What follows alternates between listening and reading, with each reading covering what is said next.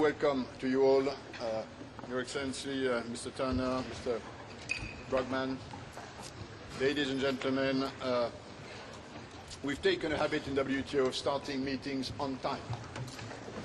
So it's 10, and let me welcome you to this 2006 WTO Public Forum, which hopefully will provide us with the timely opportunity to debate on the trade and its contribution to growth and development.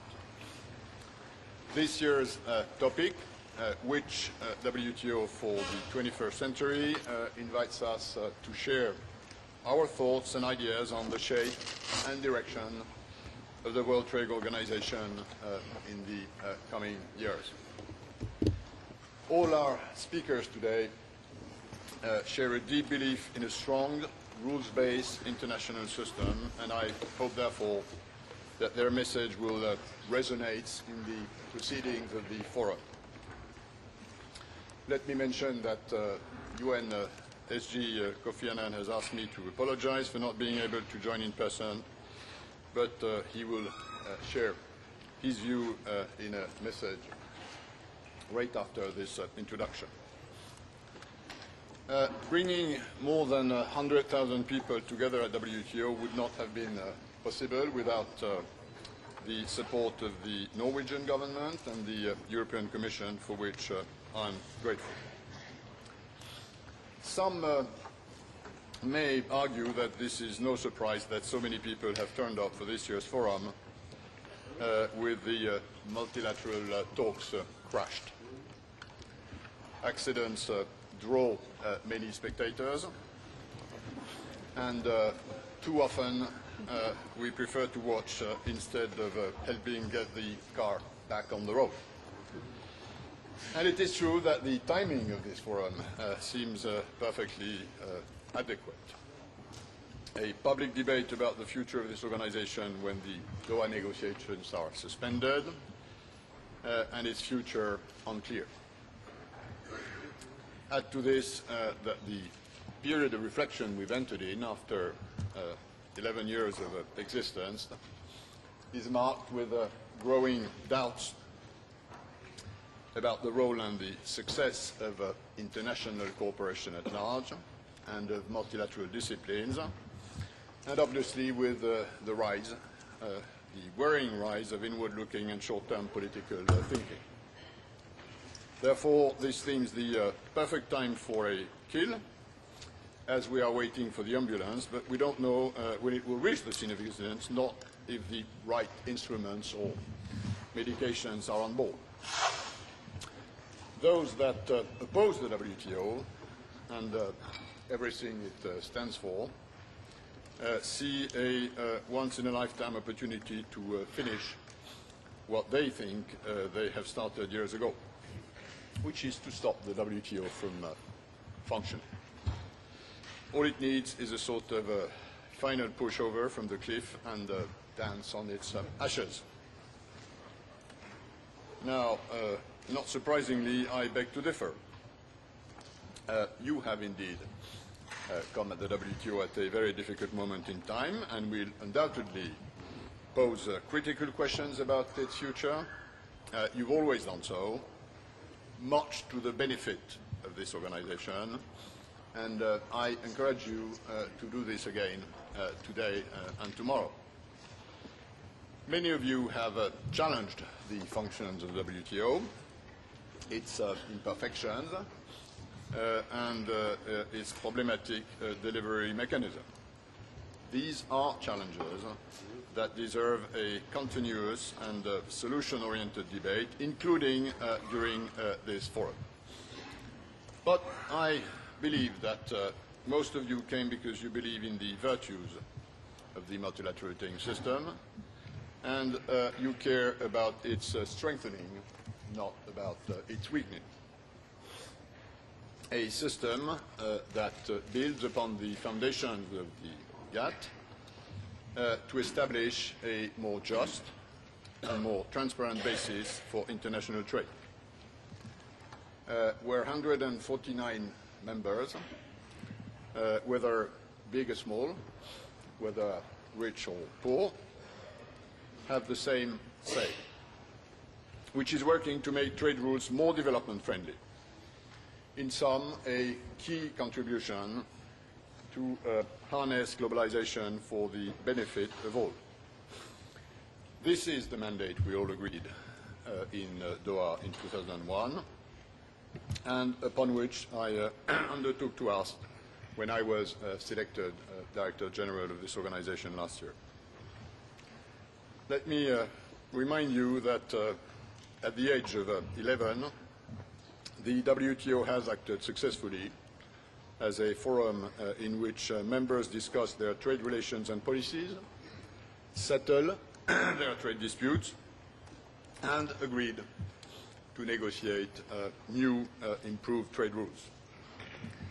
While it is true that the WTO was born out of negotiations and everything the WTO does is the result of negotiations, we have other roles and functions which are often forgotten. The WTO is a set of binding rules contained in the numerous agreements signed by the vast majorities of the world's trading nations. These are ground rules for international commerce and the basis for interaction between the WTO membership in the many councils, committees, and working parties it has. A forum for exchange and interactions, and where needed for handling and settling trade disputes. The most fundamental principles of the system, most favored nation and national treatment in our jargon, are monitored permanently as the safeguards for transparency, predictability, and the promotion of fair competition. And by making this case for open trade, the WTO contributes to economic development. Not that trade opening in itself creates welfare, not that welfare creation in itself reduces poverty. We all know that the mechanisms that translate trade opening into poverty reduction are complex and necessitate the appropriate policy context. But what we also know is that if trade is not sufficient, it is certainly a necessary ingredient. This is the core of what I have called the Geneva Consensus. Now, there are flaws in the system. I have repeatedly said that the WTO is far from being a perfect instrument, but the last 10 years of multilateral trade cooperation has shown that we need this, albeit imperfect, international instrument, and our commonly shared goal should be to work together to make the WTO better reflect our aspirations. And in that sense, WTO is like an 11-year-old kid. The expectations are often too high, and there is not enough appreciation with what's already accomplished.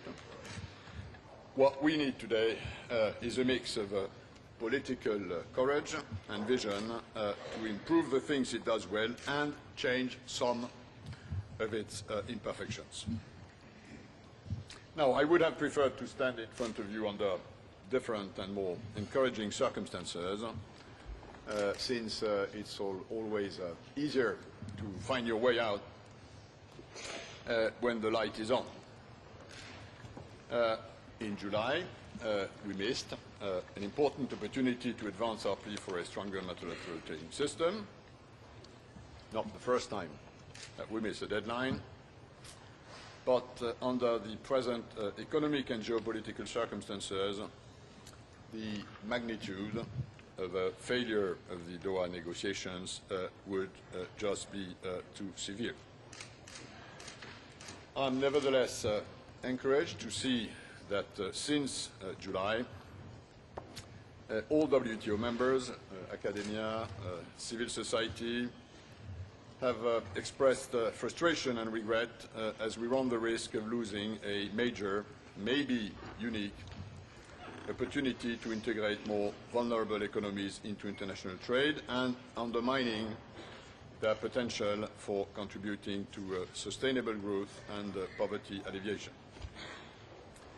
This is the first step towards getting the WTO car out of the repair garage. We now need to address the question of how and when can we put it back full speed. I hope that the members will use the coming weeks for quite diplomacy, discreet bridge building, and better understanding of each other's position that are necessary if we want to resume and conclude the negotiating process.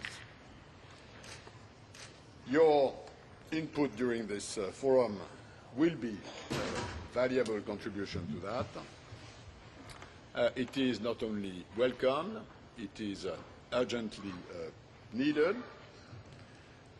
Without your ideas, it will be impossible to look at the next steps and determine the WTO for this century.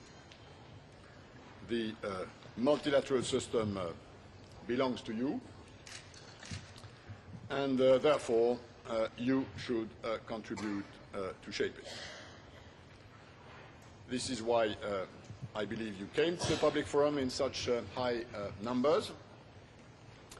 The presence of so many representatives of WTO members, civil society, parliaments, the media, and the academic world strengthens my conviction that the willingness towards international cooperation and multilateralism is and remains the only way forward. With these words, I wish you a pleasant and fruitful forum.